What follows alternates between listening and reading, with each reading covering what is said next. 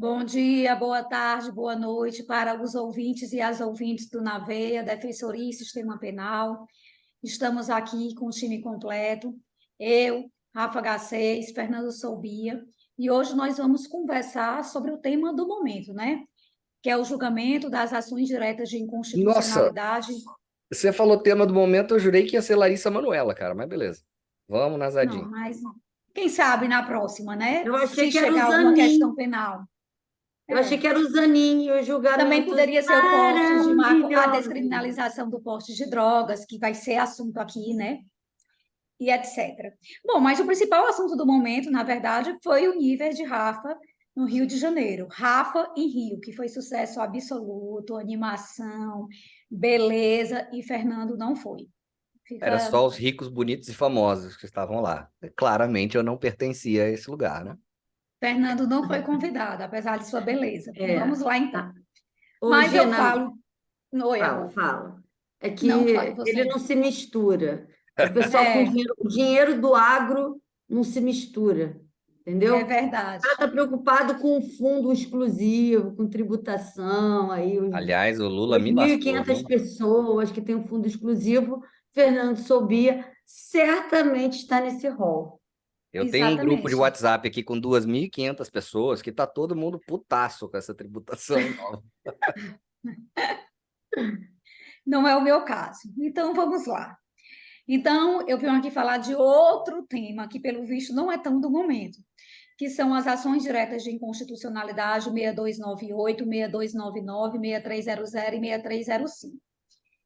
E, dentre os vários assuntos que foram tratados, eu vou começar por aquele que chama mais atenção, que é o juiz de garantias. Finalmente, depois de um longo e tenebroso inverno, o STF julgou o juiz de garantias constitucional. Contudo, desse julgamento de constitucionalidade, ficou só mesmo o juiz, as garantias se foram, ao menos em sua maioria.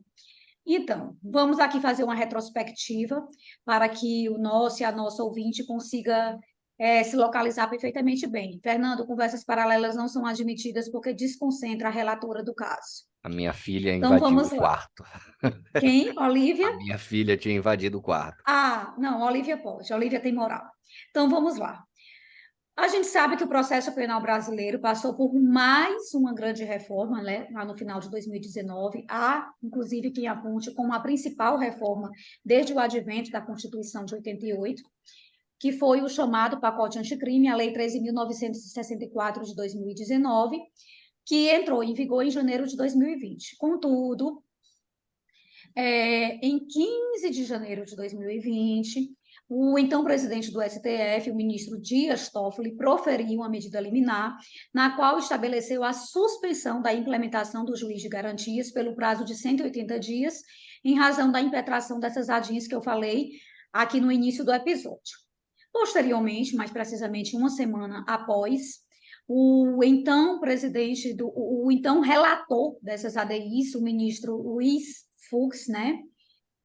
E em 22 de 1 de 2020 disse, não vamos votar a suspensão pelo prazo de 180 dias. Essa suspensão vai ser pelo prazo indefinido, até que a decisão, que a matéria seja referendada em sessão plenária. E assim, a gente aguardou até agosto de 2023, quando a matéria foi finalizada em 24 de agosto.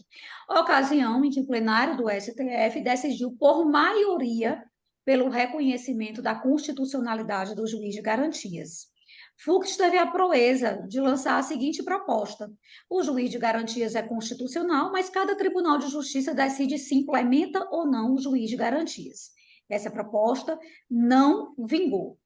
Mas o que a gente precisa saber é, dentro da perspectiva de um processo penal democrático, essa decisão de constitucionalidade do juiz de garantias, ela pode efetivamente ser considerada uma vitória no processo penal brasileiro? Na minha humilde opinião, não. E eu explico. Nós Famoso sabemos que ganhar, mas não levar.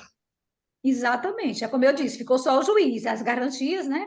Pois é. Bom, o juiz de garantias, ele nada mais é do que uma divisão funcional de competência. com o objetivo de resguardar a imparcialidade do magistrado. Nós sabemos que a imparcialidade é um princípio supremo do processo penal.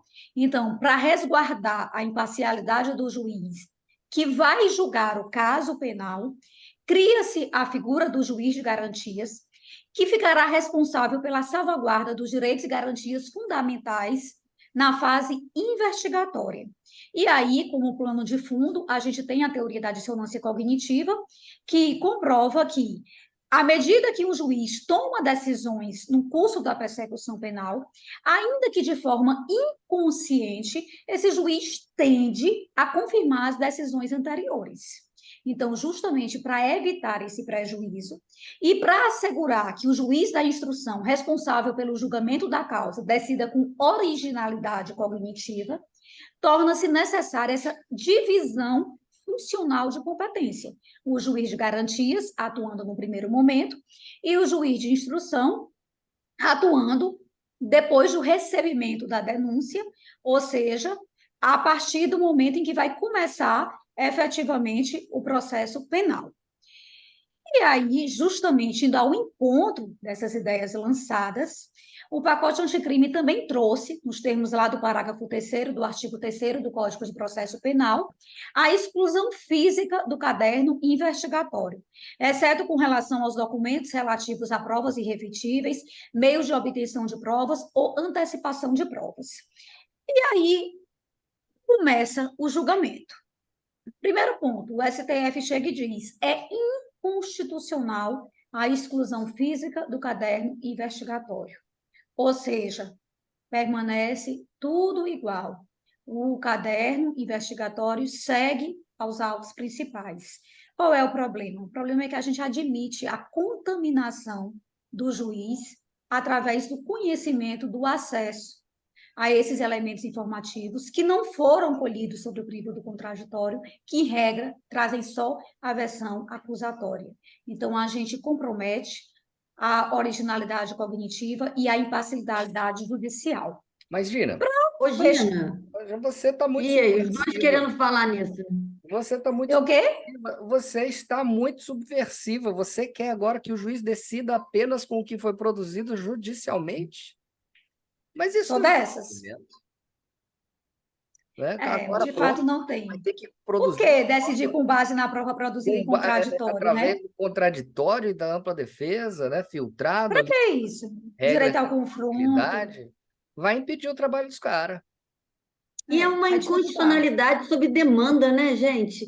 Que, assim, de onde que a gente consegue cunhar uma inconstitucionalidade de um parágrafo que venha corroborar, né, com o sistema acusatório, né, que eles, né, meio que falaram que é constitucional, o artigo 3º-A, eu acho, né, que fala que o sistema é Sim. acusatório, mas que você esvazia, né, nesse sentido, quando você permite ao juiz ali que tem acesso a essas provas, né?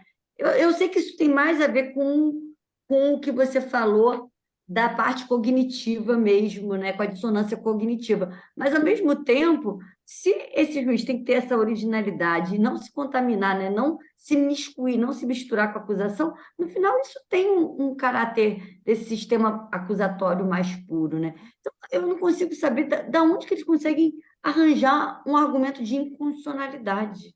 Justamente porque eles fazem uma leitura inquisitória do processo penal. Eles não usam as lentes do sistema acusatório para realizar a interpretação, né? E aí é aquilo que a gente fala sempre, né? Há uma sabotagem inquisitorial nas reformas que visam assegurar o sistema acusatório.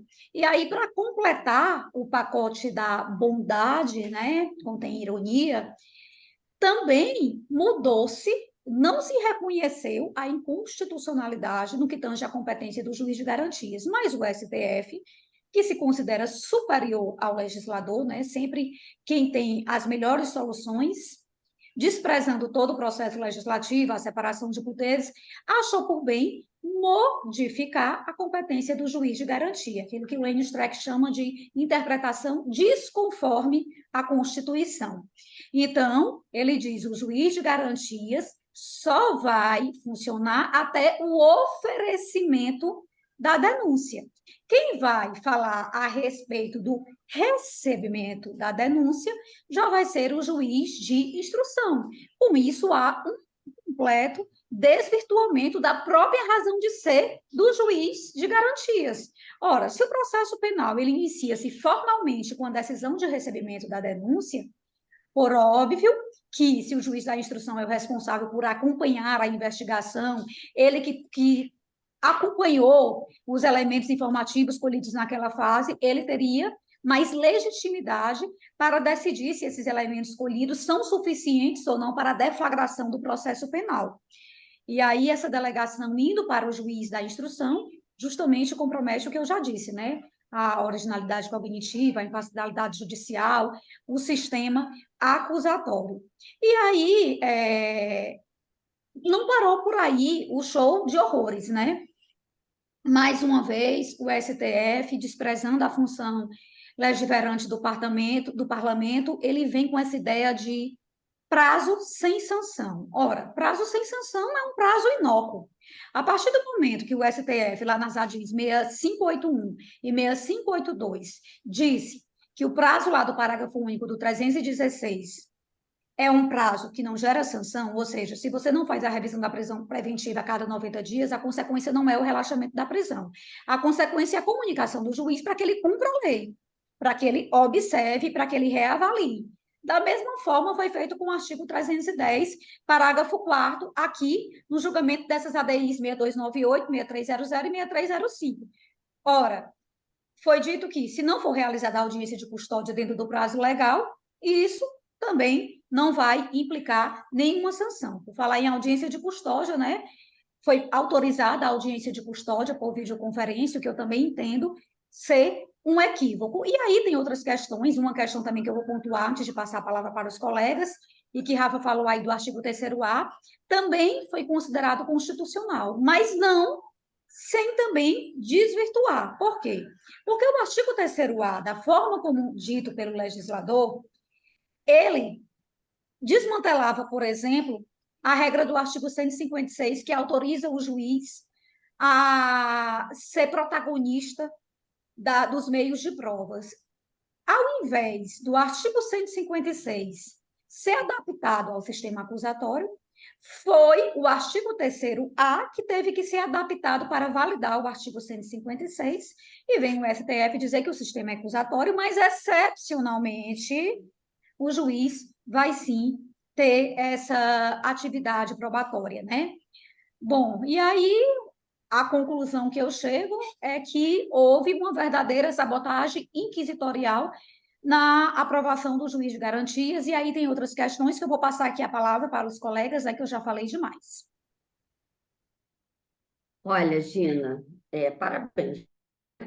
Ainda nem foi publicado aí os acordos, nem foram publicados aí os acordos, as decisões aí, e você já deu uma aula sobre esse julgamento, e a gente que acompanhou, né, não pude acompanhar na integralidade. O que a gente fica é sempre com essa impressão, como você disse, de que o Poder Judiciário se acha maior do que o Poder Legislativo.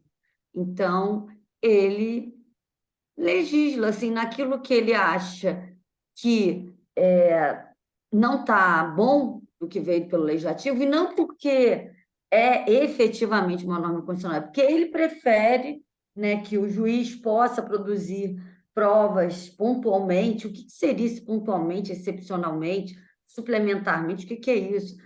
Que a exclusão física não é conveniente, então ele também, sob demanda, tira uma inconstitucionalidade. Prazo sem sanção. Então, o que você vê não é conveniente relaxar a prisão, então vamos afastar isso aqui. E é muito triste você ver o esvaziamento, né, de normas que vieram de forma tão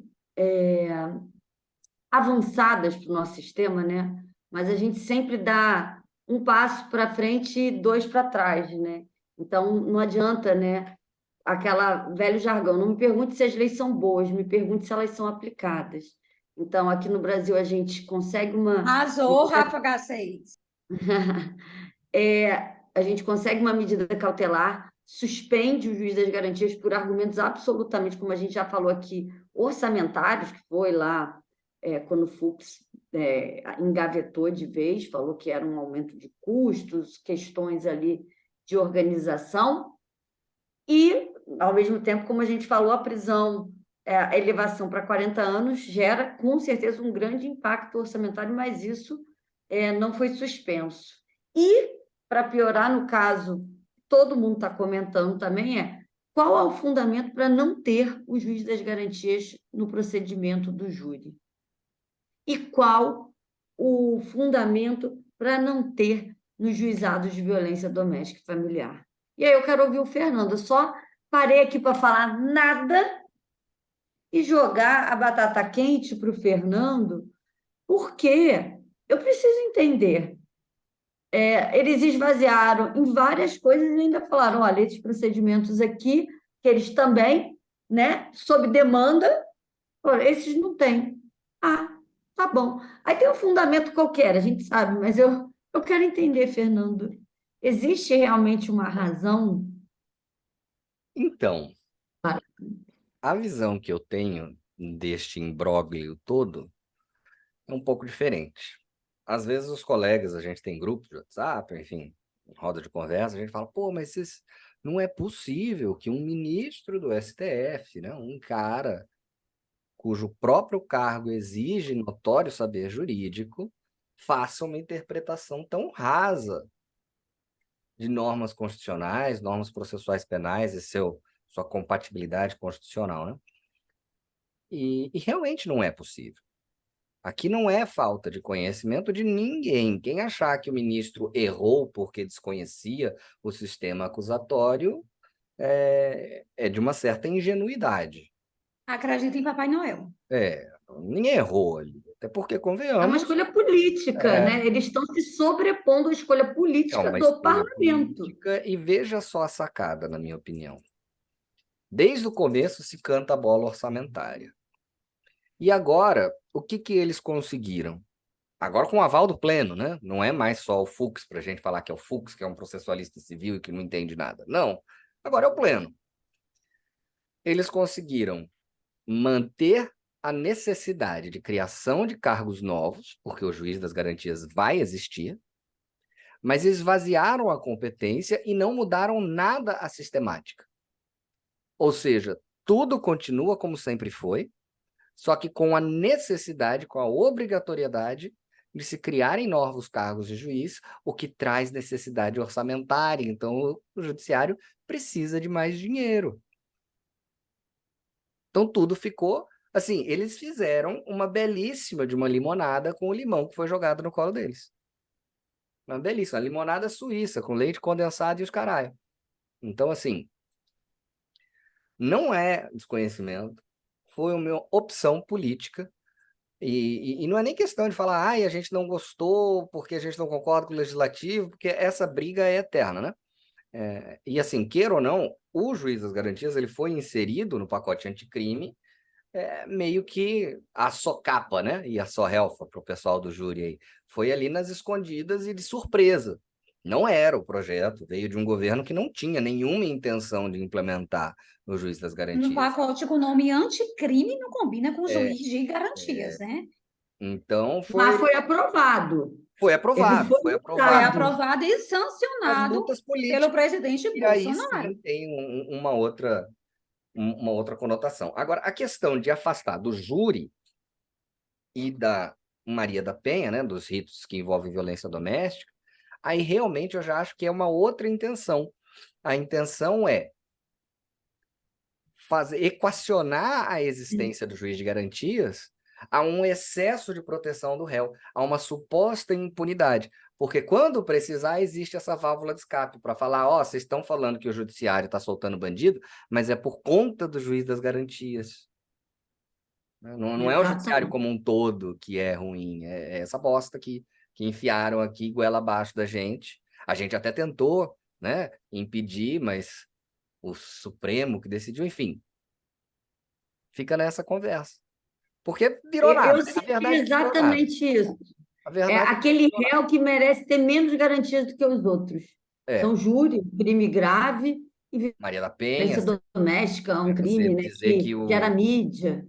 não, você dizer que nos casos de violência doméstica você tem um juiz das garantias reduziria de alguma forma a tutela da vítima, é uma asneira, é assim, é uma Total. bobagem sem tamanho. É aquilo que eu costumo dizer. Quem fala isso sabe que isso não é verdade. Quem fala isso fala para defender uma posição ideológica, ou má fé pura mesmo, porque não é E verdade. aí também tem mais uma questão, né? Assim, com relação ao júri, né?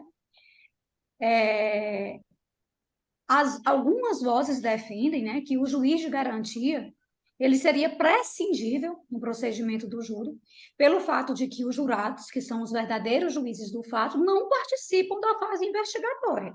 Ora, se não participam da fase investigatória, a sua imparcialidade já vai estar genuinamente resguardada para decidir a causa.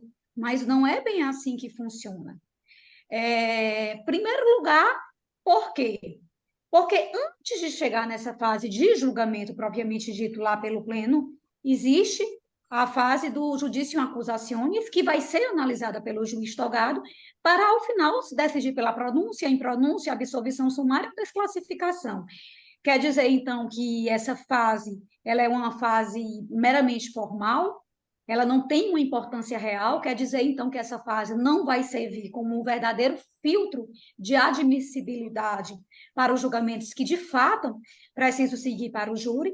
Tem mais uma questão, e aí essa questão perdeu um pouco de lógica com a manutenção, né, dos autos da investigação física. Ora, se os jurados eles podem até não estar presentes na fase investigatória, mas se eles vão ouvir a respeito daqueles elementos informativos, claro que esses elementos informativos vão interferir na originalidade cognitiva. Mas isso foi declarado inconstitucional pelo STF. Aproveitar aqui para fazer uma propaganda da minha querida coluna lá no Conju, ao lado dos queridos Denis Sampaio, Rodrigo Fox e Daniel Avelar, porque a gente escreveu lá em fevereiro cantando essa pedra. O nome do artigo é O Juiz de Garantias como um retoque democrático do procedimento do júri, em que justamente a gente avalia esse risco já anunciado de se querer excluir o juiz de garantias do procedimento do júri e sustenta um posicionamento em sentido contrário. Então, quem quiser se aprofundar no tema, fica aí essa dica de leitura. Fica a Foi um dica. artigo publicado em fevereiro. Coluna de vocês E é uma dica de leitura perene, né? Todo mundo tem que ler. Obrigada. exatamente. E a questão da violência doméstica, gente, quando eu sempre a gente a gente não está excluindo. Parece que quando o Supremo faz isso, ele está levantando a bandeira de proteção da mulher, mas nós termos um juiz que está ali afeto à produção da prova, com rapidez, com uma celeridade, eu acho que o juiz da garantia, esse juiz que vai ser o juiz da garantia, das garantias, se ele for adequadamente implementado, a gente vê que a custódia vem sendo esvaziada. Quando você pensa na videoconferência, eu acho que a gente vai ter um grande esvaziamento, como aquela coisa, tortura a gente não vê pela TV, pela câmera, pela frieza. O Fernando já até falou isso, né, da sensibilização, da empatia, né? A pessoa está fisicamente presente, a pessoa está numa câmera. Mas, quando você tem o juiz das garantias, esse que vai avaliar essas provas, produzir medidas cautelar, assim, produzir ali, permitir a produção de algumas provas, ele viabiliza a celeridade. Eu não consigo entender que ele não vá ao encontro de uma maior tutela da vítima, mulher. Mas eu acho que a intenção é tão grande de falar assim, esse réu não vai ter direito a nada, porque a gente quer levantar uma bandeira, mas, gente, isso não é levantar a bandeira de proteção das mulheres. Nós não somos aqui contrários à Lei Maria da Penha, aos mecanismos de proteção, a medidas protetivas, a nada disso, né? O episódio com a Bruna foi sensacional. Nós não temos nada disso. Mas a gente não pode achar que esse réu é um réu menor. A gente não pode achar que o direito da vítima de violência doméstica é maior do que o direito do réu ao devido processo legal. É uma coisa assim, é uma coisa que eu não consigo entender. Como vocês falaram, escolha política, para mim, é inconstitucionalidade sob demanda.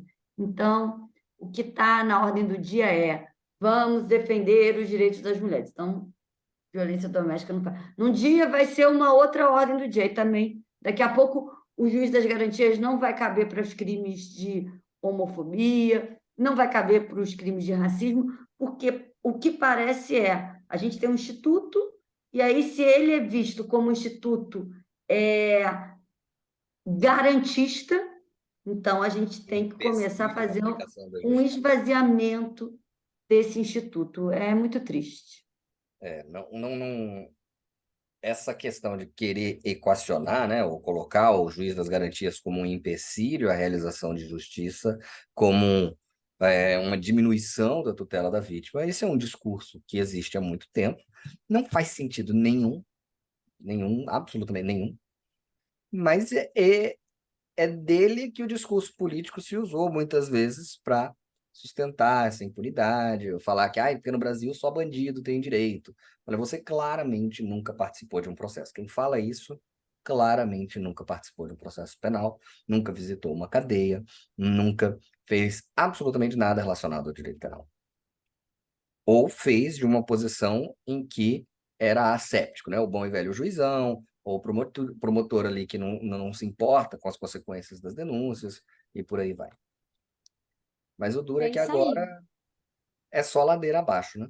Porque enquanto a gente ainda não tinha essas decisões, a gente tinha algumas argumentações. Agora, Verdade. o Supremo falou, vai fazer o quê? Vai recorrer para o Super Supremo? E abriu a porteira, né? Para várias possibilidades, várias brechas aí, foi o que eu falei. Ladeira abaixo. Porque o Supremo já está mostrando os dentinhos em relação aí aos casos de inviolabilidade domiciliar, né? O novo ministro já mostrou que de progressista ele não tem absolutamente nada. Vamos ver. Ô, Fernanda, é impressão minha, mudando de assunto, ou você imitou meu microfone? Estou achando seu microfone parecido com o meu. Você me mandou a recomendação e eu comprei um igual. Tá. Foi isso que aconteceu. Gente, vocês estão muito ricos. Hoje eu estou no meu escritório, não tem microfone, não tem luz boa, só tem a minha voz rouca de tanto cantar no meu É aniversário, porque sem a Rafa, presença do gente, meu além de um amigo Fernando escritório, também tem Solbia. um estúdio de gravação. É. Eu vim. A gente ia até gravar no estúdio chique, mas por circunstâncias alheias à vontade dos agentes, Mas, não foi Alto. possível. Rafa, na minha Alto. idade, eu não fico mais de ressaca, né? Eu adoeço. Então, se eu vou Exatamente. para uma festada, você pode garantir que a próxima semana eu vou estar podres, porque eu vou estar com Covid até, enfim, eu vou estar podre. Você está plena, Ok. a quem abusou do Mas é isso, né? Vamos parar de enrolar os nossos ouvintes. É, Na já temos nosso veia! recado. Na Na veia. veia, minha gente.